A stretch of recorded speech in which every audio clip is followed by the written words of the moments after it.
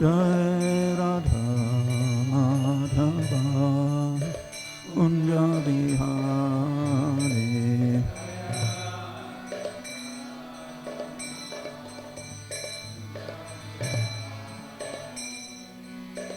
Gopijana Vallabha Girivardhari.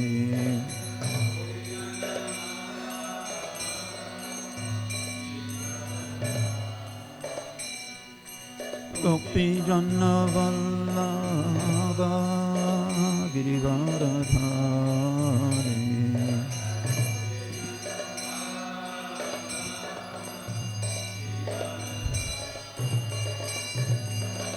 Yasoda Nandana Braja Janaranjana.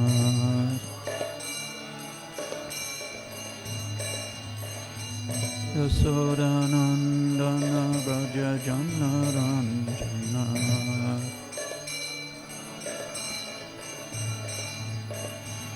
Yamuna Tiravanachari.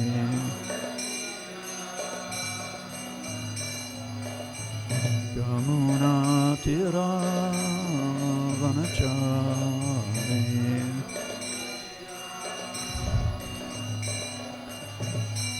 Jaya Radha Madhava Kunja Bihari.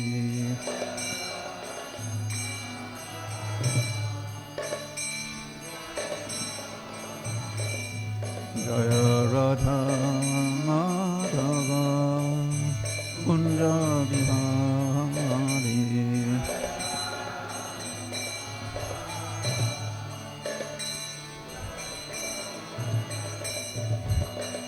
Gopijana Vallabha Girivardhari.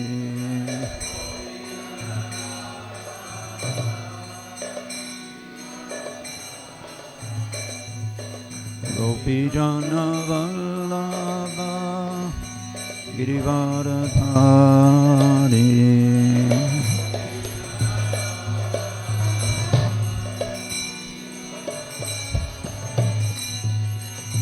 Yasodanandana Braja Janaranjana.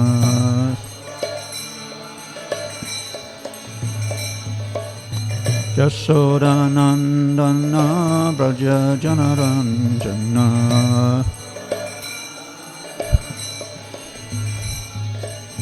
Yamuna Tiravanachari.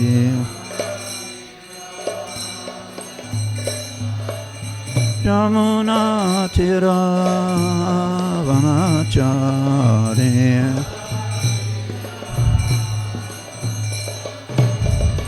Jaya Radha Madhava Kunja Bihari.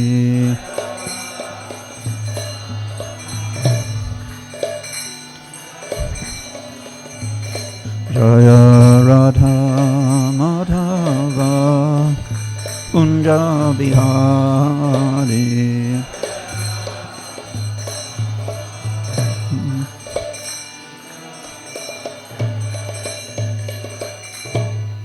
Jayam Vishnupad Paramahamsa Parivraja Kacharya Astottara Saraswati Sri Madhya's Divine Grace Savai Charanara Vinda Bhaktivedanta Swami Srila Prabhupada Ki Shri Shri Gauranitai Ki Shri Shri Radha Govardhana Dari Ki Shri Shri Krishna Balaram Shri Giriraj Govardhana Ki Gaura Premanandi. Oh, glories to the assembled devotees. Oh, glories to the assembled devotees. Oh, glories to the assembled devotees. Oh, glories to Sri Guru and Sri Gauranga.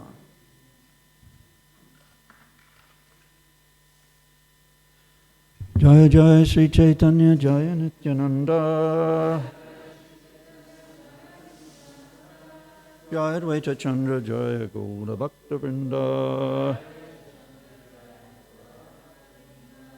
Jaya Jaya Sri Caitanya Jaya Nityananda. Jaya Advaita Chandra Jaya Gaura Bhakta Vrinda. Jaya Jaya Sri Caitanya Jaya Nityananda.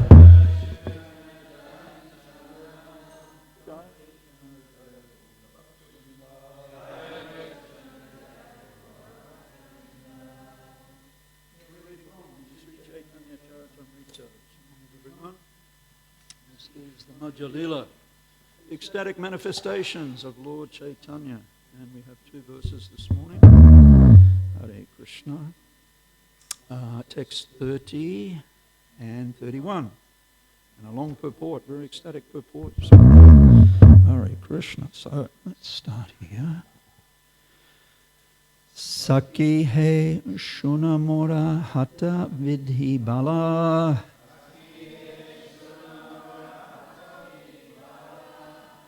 Mora vapu chitta mana sakala indriya gana.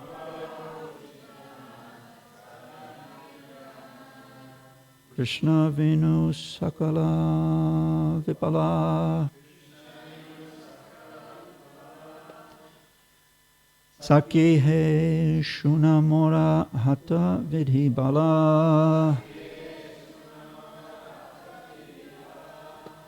Mora vapu chitta mana sakala indriya gana. Krishna Venu Shakala Vipala. Someone else?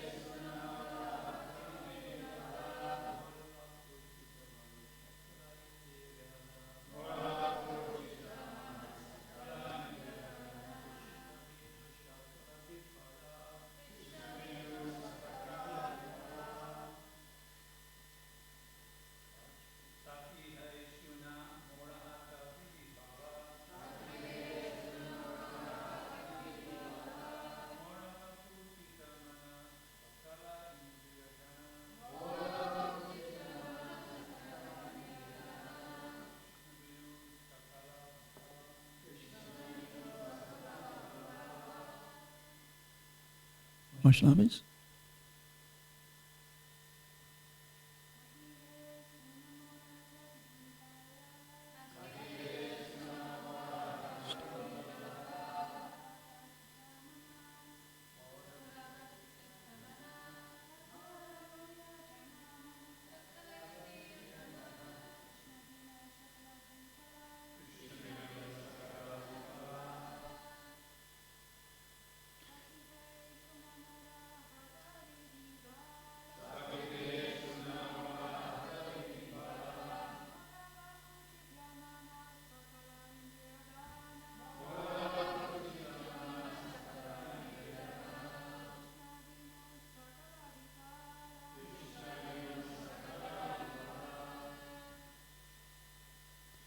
Saki he.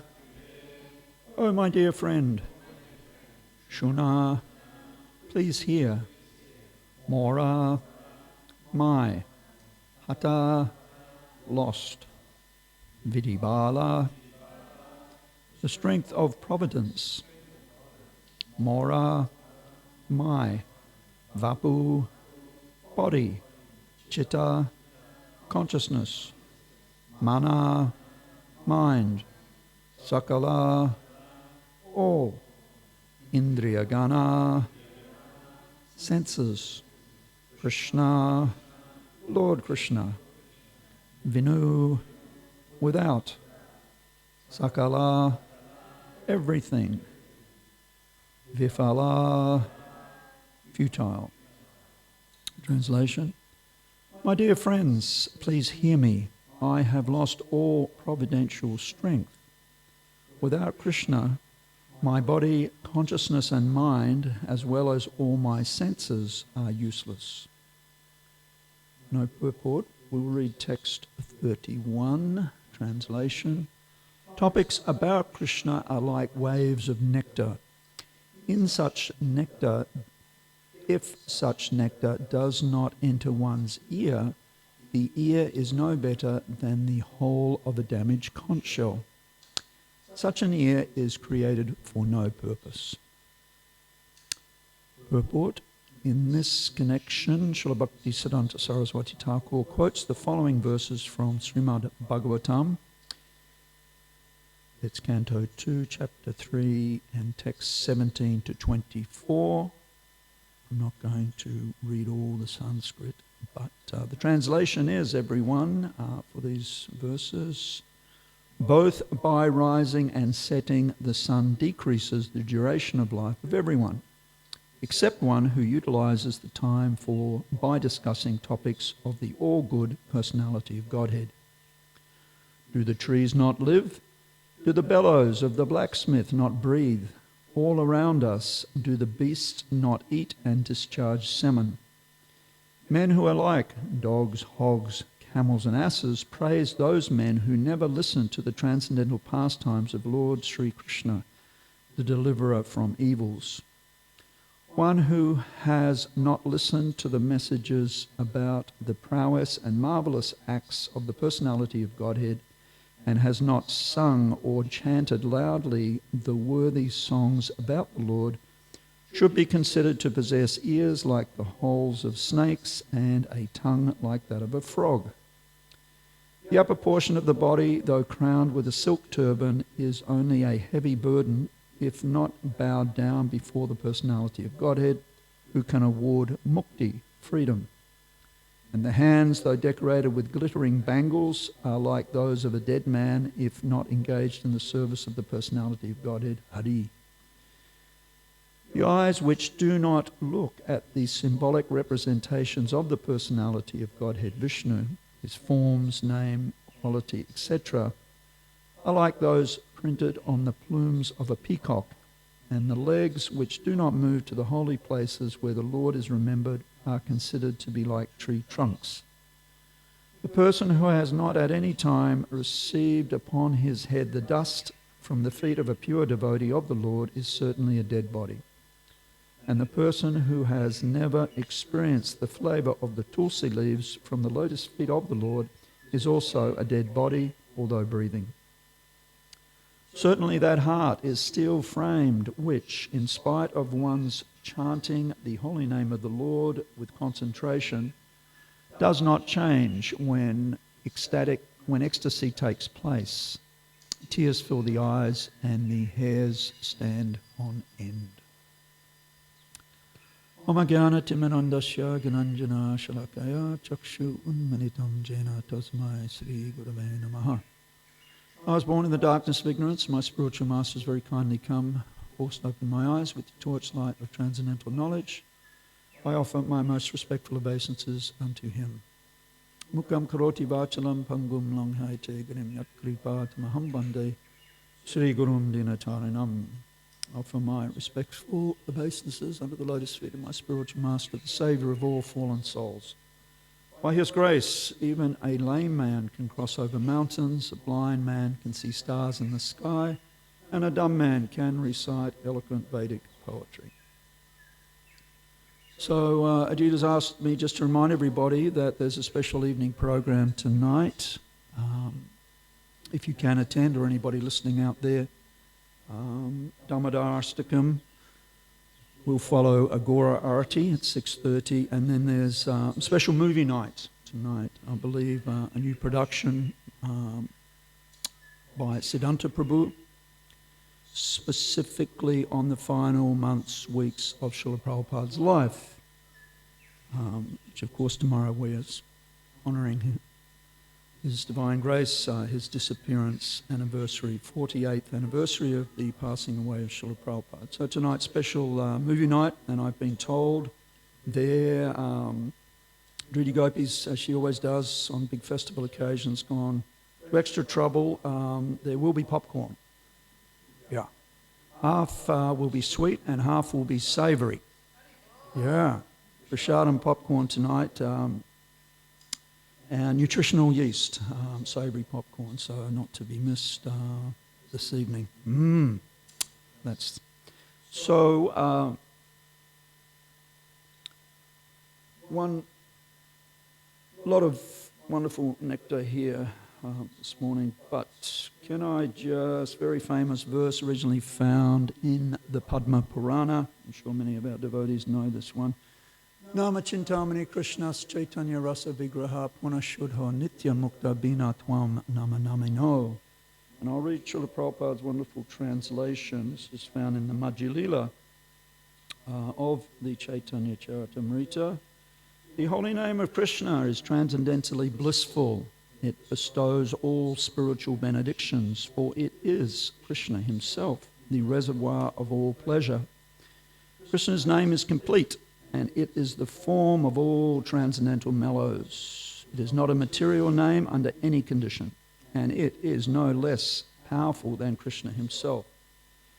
Since Krishna's name is not contaminated by the material qualities, there is no question of it ever being involved with Maya. Krishna's name is always liberated and spiritual. It is never conditioned by the laws of material nature. This is because the name of Krishna and Krishna himself are identical. It's a wonderful verse.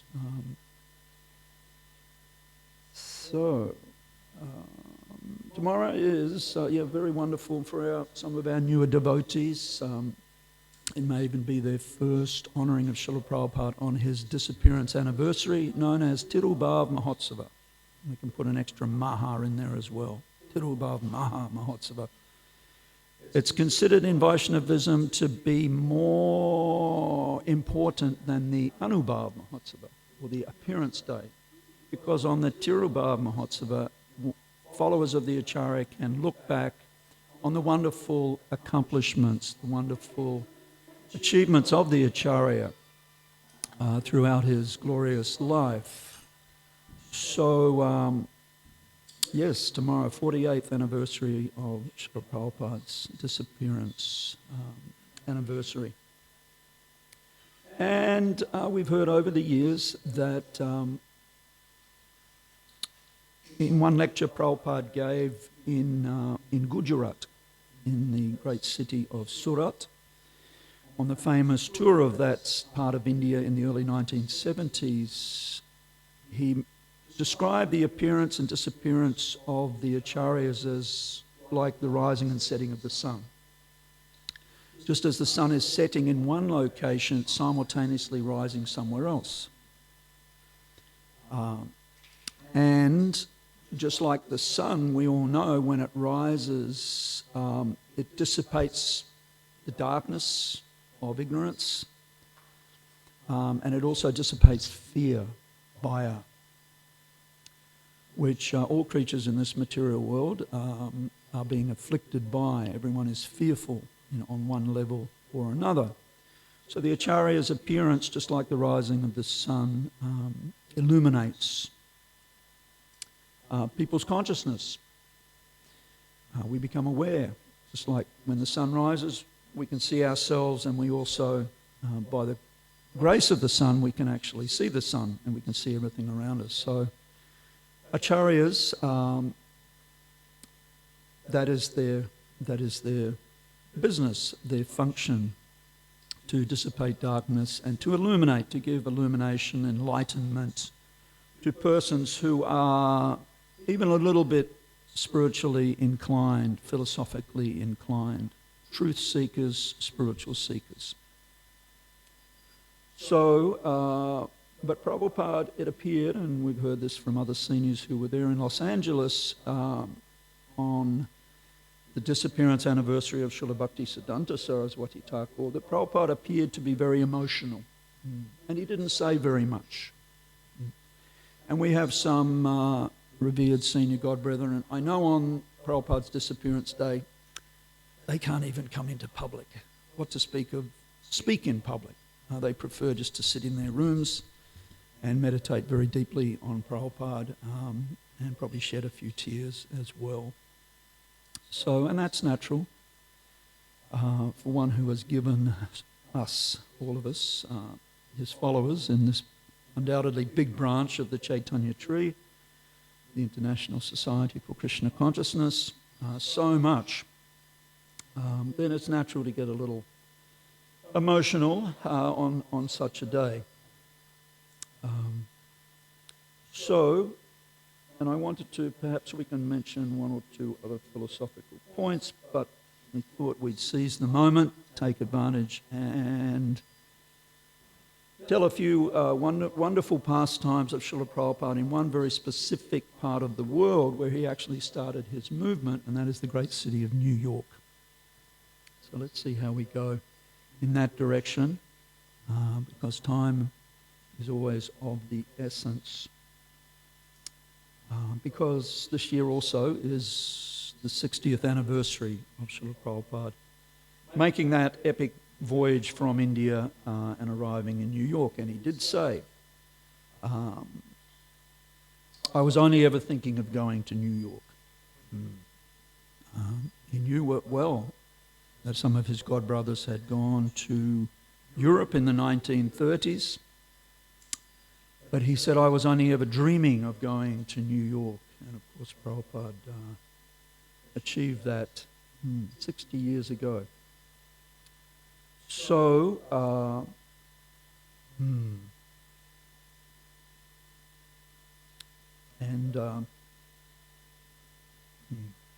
right, so let's start. And there will be a couple of questions. Let's see how we go. Hare Krishna. So, after a great struggle just to get out of India and to get to America, and an enormous struggle for the first year, we all know the history, by the kindness of our living ISKCON treasure Mukunda Goswami and early friends on the Lower East Side of Manhattan, Prabhupada eventually got his own place, rented storefront, which also had another room where Prabhupada could stay one level up. And young people started to come to Prabhupada's evening and morning classes, I think 3 evenings a week. And eventually some became very serious students of Prabhupada. And Prabhupada incorporated the first branch of his ISKCON society. Anyone can tell me who was the first ever temple president in New York? Big voice? Brahmananda. Thank you, Ajita. Yeah, I knew you'd know it. 28 year. Not easy to manage these farming communities. Believe me, we lasted 2 years at New Varsha. But very difficult. But Ajita Prabhu's been doing it wonderfully for 28 years. So yes, Brahmananda Prabhu was the first ever temple president. This one's a little more difficult. First ever treasurer in ISKCON. Gargamuni, everybody knows, yeah. And Gargamuni, thank you, Ram Prasad. Yes, that was Prabhupada's nickname for him, Gargamuni. What about the first ever secretary? Satsvarup, correct, yes. And Gargamuni Prabhu reflects how intelligent Prabhupada was, because he knew the natures of these early disciples. And Brahmananda Prabhu had always been a natural leader. He'd been in charge at high school and also university. He was the president of the debating team. He was also a champion wrestler, and he'd shown natural leadership qualities. Similarly, Gargamuni, his brother, had always been interested in business and actually started his own businesses even in high school, and they were very good businesses. And he went on to start Spiritual Sky, which made a lot of money with Prabhupada's blessings and encouragement, made a lot of money to help Prabhupada get his movement up and running, including buying one of the first temples in Los Angeles, first properties. And Satsvarup was the first secretary, and he was a very gifted writer. So any secretary has to be able to write good letters and keep correspondence like that. And he was very good at that. He was an educator. Here's another tough question.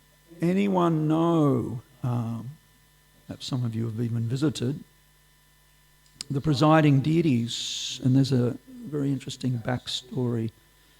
Anyone know the name of the Radha Krishna deities in New York City? Radha Govinda, thank you. Yes. Anyone know why Prabhupada called them Radha Govinda? I thought this might be. Okay, because Prabhupada was invited to Rajasthan. One of his disciples who joined in Hawaii in the late 60s, and I should have written it down, I just can't remember her name. She'd gone, she was, no, it wasn't Govinda, no, Hare Krishna. Anyway, anyway. And Prabhupada went to Jaipur, and he was taken care of very nicely by the king and queen of Jaipur with a number of his Western disciples, and he held big programs there. And because Jaipur and Radha Govinda are beloved deities of Srila Rupa Goswami. So the Maharani of Jaipur, she was so enthused having Prabhupada stay with his disciples that she donated the Radha Krishna deities, and Prabhupada in her honour named them Radha Govinda. So now, yes, correction?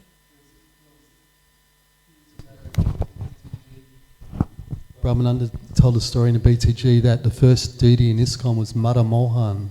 Okay. Because they used to buy their bells from this shop for this Indian gentleman in New York, and he had a Mother Mohan deity which he donated to ISKCON. So, but I don't think he was installed in the temple, but apparently there's a BTG issue a few years ago. Nice. I didn't know he was that. the first deity, but I think he might have been sent to Vancouver or something. But yeah.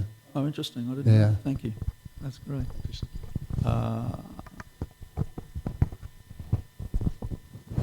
Yeah, that is interesting. And the other interesting thing about Radha Govinda was that, as Prabhupada did on a number of occasions at big pandal programs in India, Bombay, Calcutta, Delhi, somehow or other deities would either be donated or the devotees would purchase them, and they would be on the stage at these multiple day and night programs, and they would be worshipped on the stage by Prabhupada's Western disciples. And then those deities would go to different parts of the world and take up permanent residence in, and of course we have here in Australia, Radha Gopinath. That was exactly, Radha Gopinath were there on the stage, I think in Bombay, yeah. And and that was the case also in Jaipur, and those deities then left and came to New York. So I thought,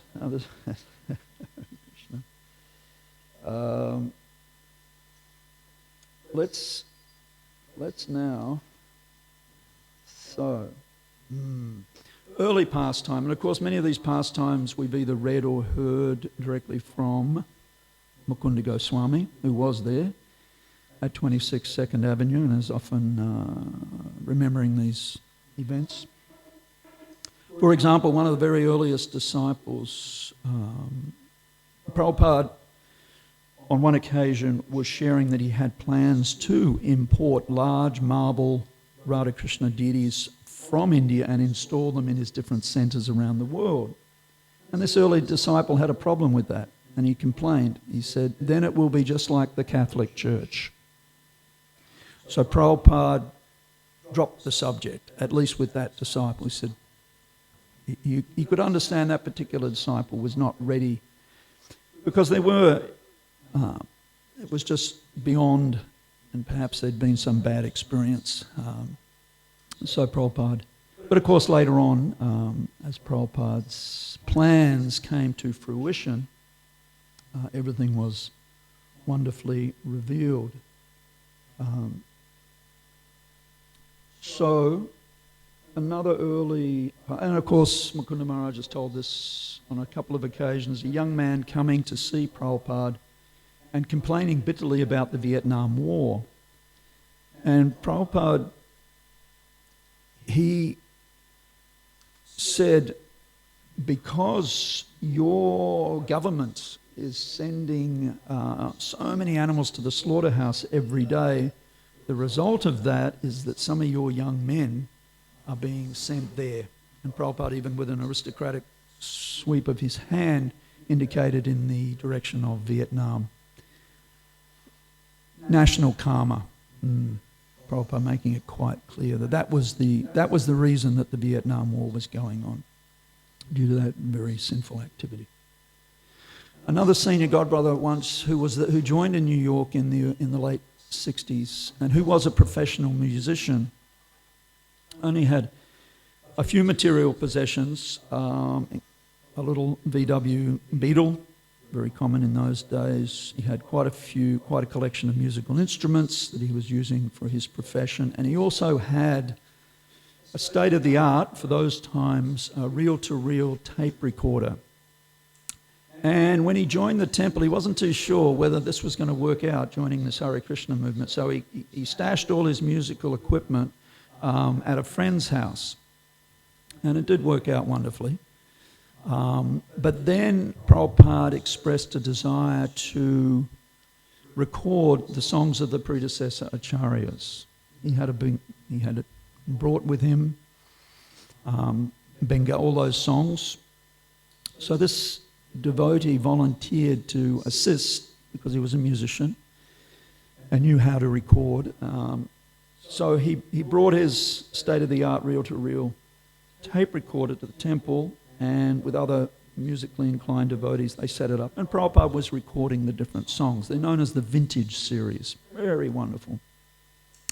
And Prabhupada would play one instrument and sing, and then this devotee said, Prabhupada, you know, we can record you a second time and a third time playing other instruments, and then we can merge it all together.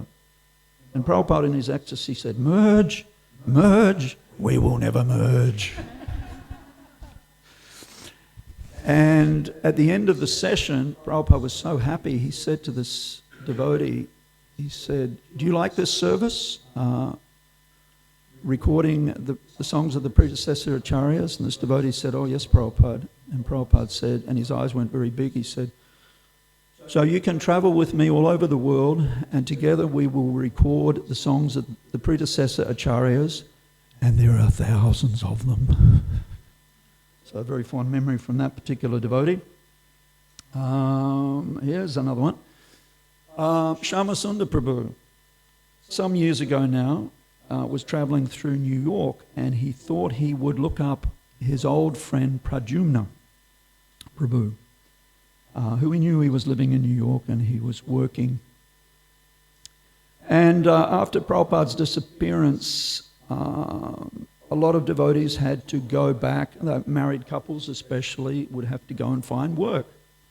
Pradyumna and his good wife, who was also highly talented and assisted Prabhupada greatly in the production of his books, Pradyumna had already started learning Sanskrit, and Prabhupada had encouraged him. He also joined back in the 60s.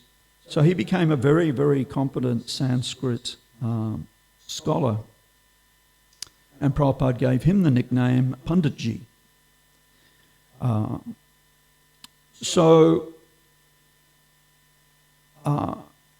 Panditji, Pradyumna, he went and got a job at the United Nations.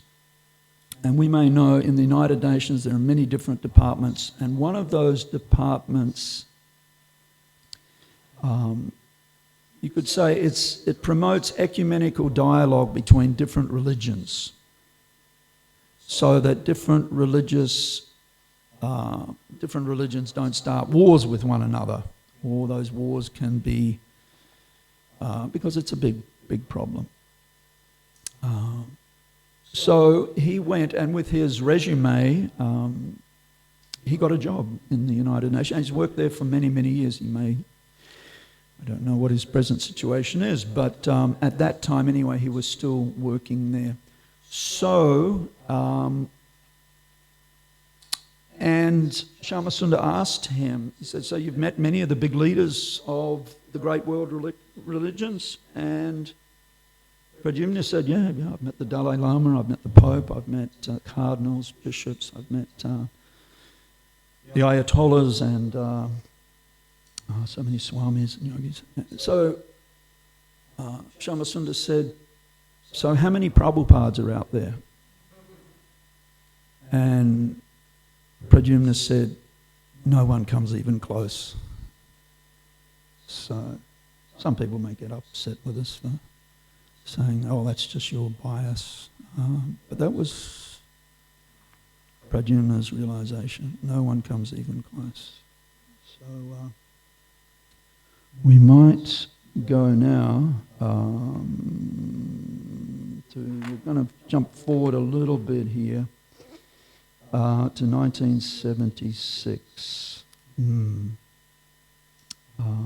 think in 1975, and this was the last visit Prabhupada made to New York City.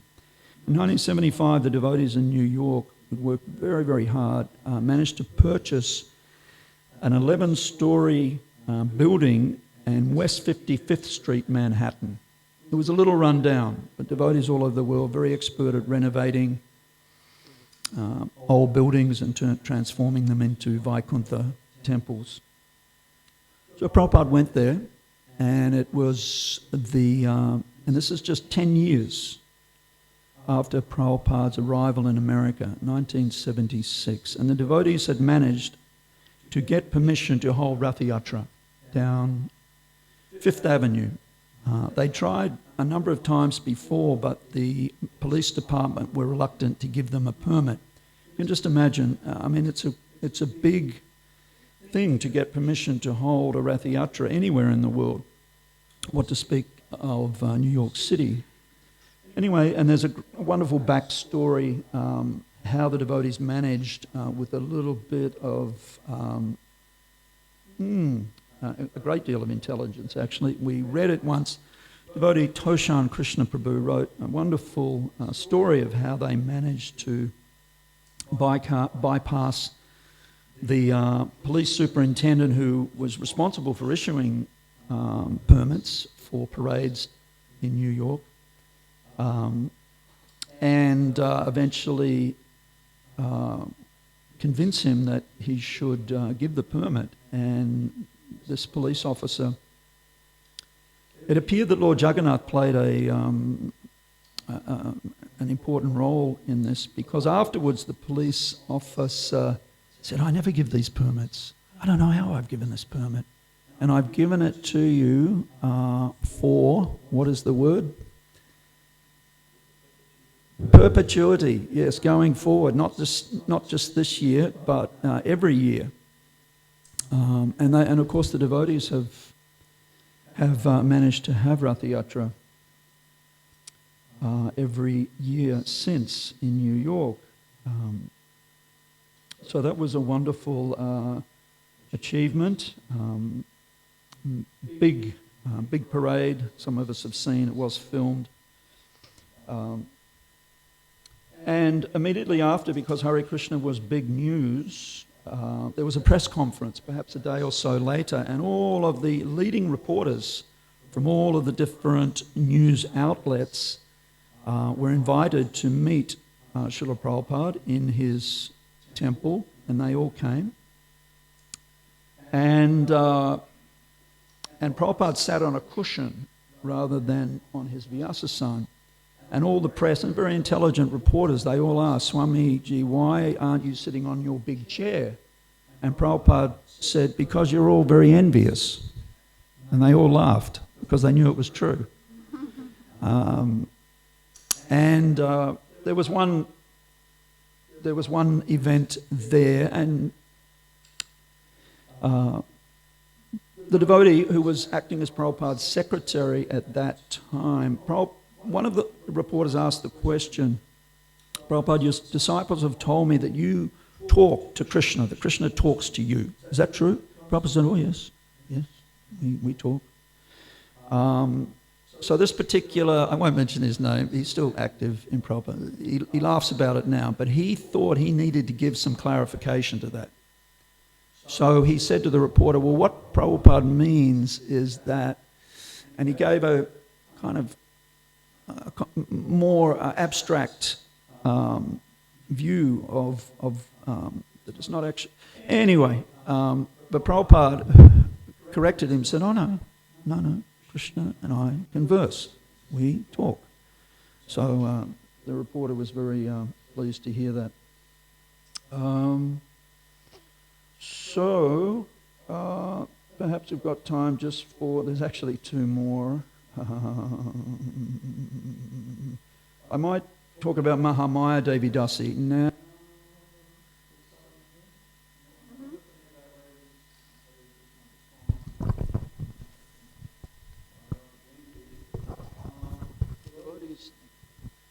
Who have lived in Maya, perhaps some of our ladies who've lived in Mayapur might know Mahamaya Devi Dasi. Anyway, okay, sure.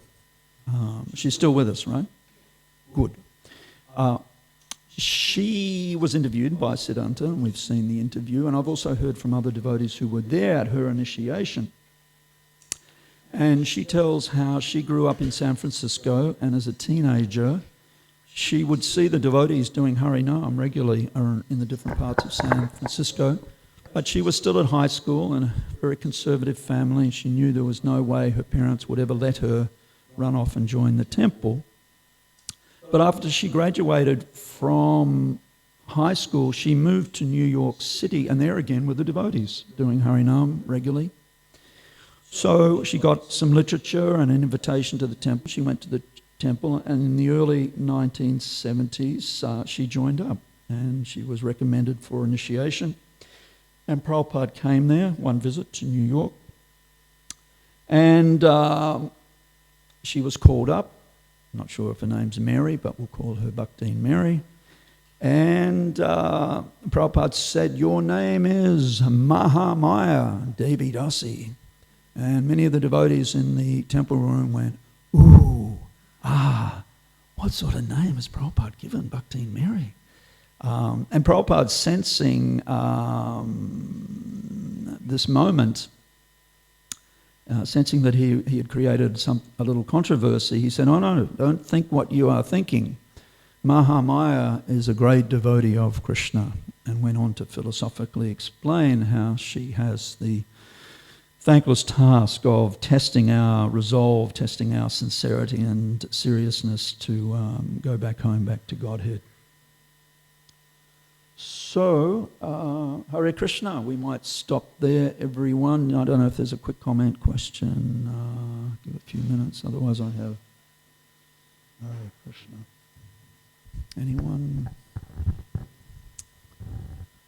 All right. Rupa Raghunath, you might have to come in, Prabhu, to get the microphone, just so everybody out there in cyber world who might be tuning in this morning. Oh, you've gone that way and you've come this way, but you're meeting in the middle, right?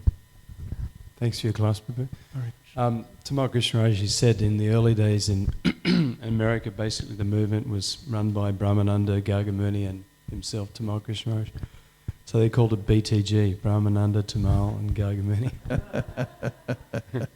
That's clever. I like that. Thank you. Thank you. Anyone else? All good? Okay. Prabhu, you want to... Yeah. I'm not sure how many devotees know this, but I think it's in a Hare Krishna Explosion book written by Hayagriva. And he says that when Prabhupada got off the Jaladuta in New York, the Jaladuta was docked for some time, and Brahmananda, Kirtanananda, and I think Hayagriva, before they met Prabhupada, they actually boarded a Jaladuta and went to India when the Jaladuta returned to India. And then they came back eventually, and then they met Prabhupada. Wow. That's pretty far out. That is pretty far out. Yeah, thank you. Thank you. Okay, Jai. Srila Prabhupada ki. Srila Prabhupada's Tirubhav Mahamahotsava tomorrow ki.